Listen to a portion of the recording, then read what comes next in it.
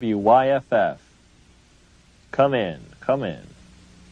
Remember that every single man, woman, and child in the state of South Carolina awakens to a freer, safer world because of George Bush. WIS, do you hear us in Washington? I would remind people that every single morning we all awaken to a safer, freer world because of George Bush. WCBD, do you hear us in Washington? And Nicole, I would remind you and the people of Florence that all of us awaken every single day to a freer, safer world because of George Bush. WCSC, do you read us in Washington? They themselves awaken every single day to a freer, safer world because of George Bush. Campaigning via the satellite tour allowed the candidates to cover long distances. But there was another major benefit. They could bypass the national TV networks. There was no need to feed through the TV network center and on to the local stations. The campaign was now the center and its own television network. This is great.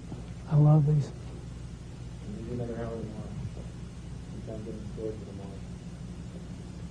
Can we do any more? We do some now. We do those two now. I'm going to do some more in Florida and Texas. Have we done all of Colorado today? Yeah, we got one more done. Today.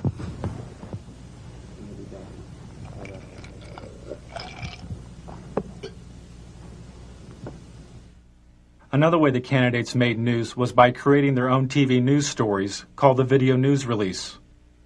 The Video News Release was given free of charge to local TV stations. Sent via satellite by the candidate, the Video News Release consisted of a campaign-produced TV news segment, complete with intro text for the local TV anchor to read, and a news story edited by the campaign. I feel I have the experience and leadership to take America in new directions. One new direction, Job Training 2000. Mr. Bush's plan to retrain blue-collar workers and the unemployed for new job opportunities. The country's 11 largest business organizations endorsed. Nearly all the major candidates placed a video news release on local television, and nearly half the local TV stations which aired the releases didn't report that they had been produced by the candidate. For instance, this story's reporter, Michael Caputo, wouldn't be identified as working for the Bush campaign. Primaries March 17th.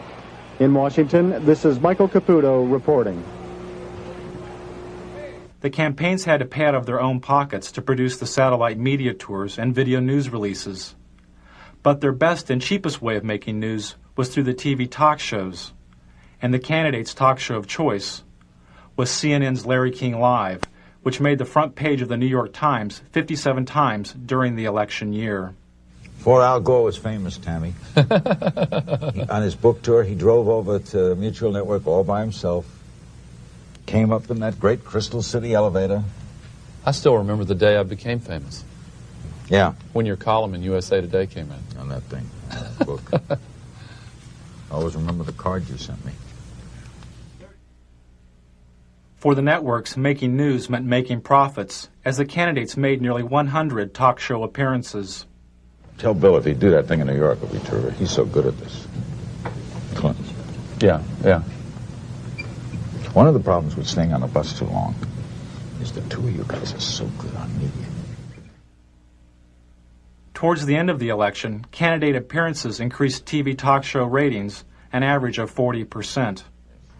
You know what you ought to do? You ought to come out on the bus trip with us one day. We could do a joint interview from the bus. Larry King said the campaign ratings bonanza turned the election into a TV miniseries like Roots or The Thornbirds. We're out of time. You can invite us on the bus. Okay. We have plumb run out of time. Thanks for coming, Al. I'd like to invite you to come on the bus with us. 1992 was probably an historic first, as a major network's advertising revenues from its political coverage made more money than it cost to report the campaign. For CNN, the election was a watershed, as the network received its highest ratings since the Gulf War. But I want him to finish the thought here. That's the one break we have to hit live. and around the world, but it's hard to believe we're being watched in 151 countries. It's scary. I'm in Israel. I'm at the Wailing Wall. True story. Israel. Never been there before. There with my brother. I'm Jewish. It's my culture. Stand there as an old rabbi, davening.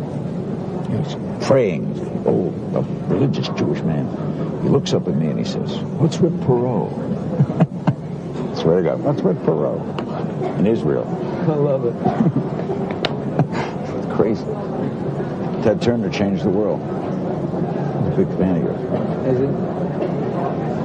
He would serve you if you have to. You know what I mean? I'm really surprised. He's ready. What's he got left in life to gain? After you're elected, think about it. No dope. That's for sure. Great guy to work for, too.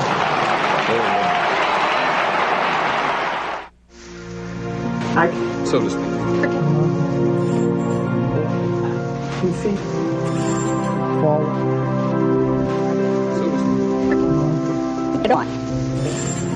2 feet. Forward. So to speak.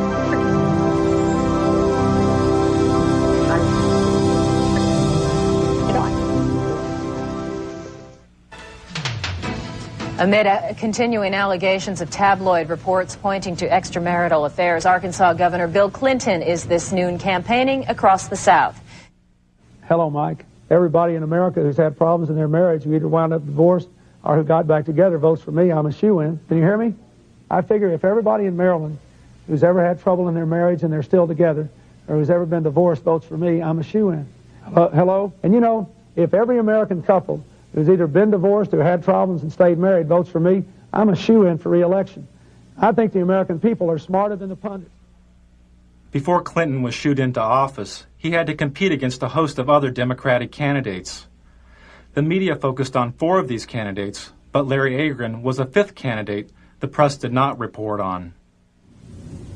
There's no makeup here?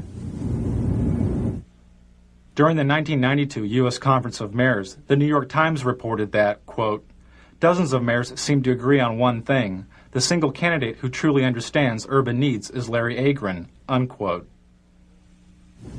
They promised to bring this stuff over.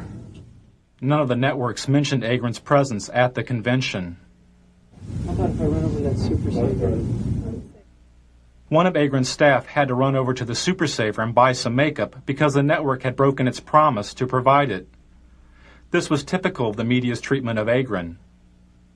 When he appeared at this Democratic candidates forum, this Associated Press photo simply cropped Agron out of the frame. During the New Hampshire primary, the TV news reported the polling numbers of the top 5 Democratic candidates: Brown, Clinton, Harkin, Kerry, and Tsongas. When Agron moved into a 3-way tie with Harkin and Brown with 2% of the vote, most of the TV news didn't mention Agron. The day Bill Clinton captured what may have been the most valuable airtime of the entire election, as he spoke to 50 million viewers about his alleged affair, was the same day that a poll showed Agron's support at 4%. He had passed Brown and was the 5th leading candidate. When ABC's Sunday Evening News reported this poll, they simply deleted Agron entirely by not reporting his candidacy. During the New Hampshire primary, Agron's only live commercial TV appearance was through this satellite feed to ABC's Nightline. But the Nightline program wasn't directly about the election. When Agron complained to news executives about his lack of coverage, he was told he had not earned the right to media exposure because he had not received enough media exposure. And on stage, the 5 major contenders for the Democratic presidential nomination. Although Agron was on the ballot in nearly half the country, he was barred from most televised debates, including this one sponsored by the League of Women Voters. He couldn't meet one of the League's main criteria, which was, quote,